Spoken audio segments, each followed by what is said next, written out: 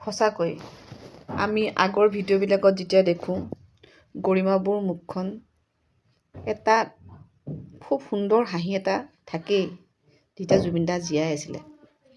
যেতিয়াৰ পৰা জুবিন দা মৃত্যু হ'ল, মৃত্যু বুলি ক'বলৈ বেয়াই লাগে, তেখেত নাইকিয়া হ'ল, তেতিয়াৰ পৰা মানুহগৰাকীয়ে হাঁহিবলৈ পাহৰিলে আৰু দিনক দিনে বৌগৰাকী কিবা হৈ গৈ আছে। তেওঁৰ মুখৰ হাঁহিটো যেনেদৰে কাঢ়ি নিলে যিমানবোৰ মানুহ ইয়াত জড়িত আছে তেওঁলোকৰো যাতে এনেকুৱাই অৱস্থা হয়, তেওঁলোকৰ পৰিয়ালৰো কিছুমান খুব অন্তৰংগ আন্তৰিক কিছুমান থাকে নহয়, তেওঁলোকৰ পৰা যাতে ওপৰলৈ লৈ যায় তাকেই কামনা কৰিলোঁ। যিমানবাৰেই গৰিমাবুৰ মুখখন চাওঁ সিমানবাৰেই মনটো বেয়া লাগি যায়।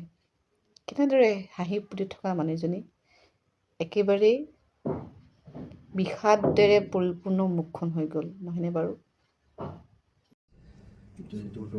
চুমা খাইছোঁ আৰু গৰিমাকো এটা ফুল দিছোঁ আজি। লোৱা আপুনিও দিয়ক।